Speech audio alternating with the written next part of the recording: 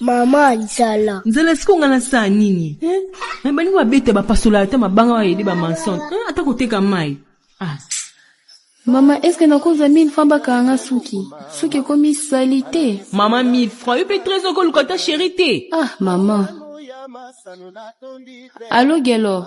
Oui, allô, chérie. N'a cause attends moi 3000 francs et pas naïo. Oui, pas de problème. Comme ça, tu coûtes un ici, tu coûtes un an, quoi. Ok? Malam. Opi.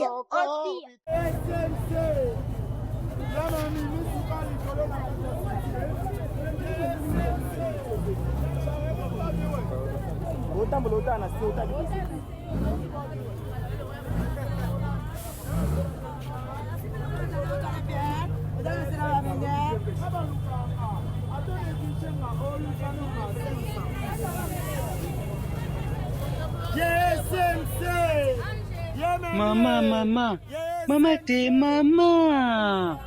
Poni muto zunguluma na mabolongo. Dedo yoba na mikolo te.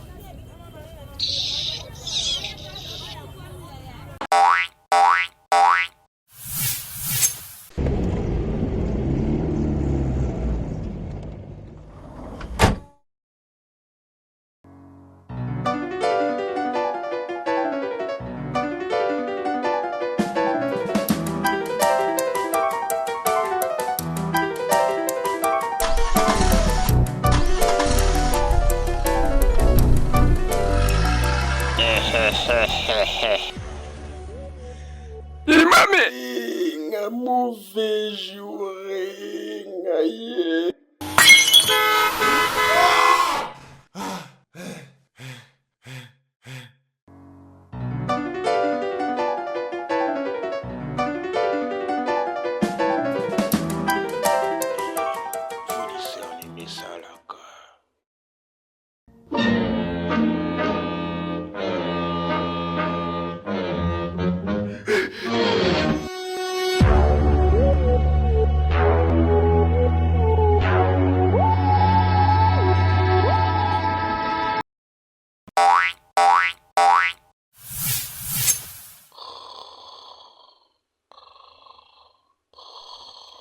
Moyibi.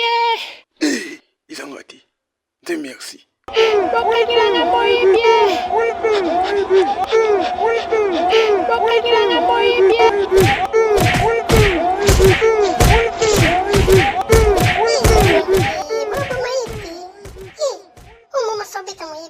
Il fait ça là, il paye iPhone.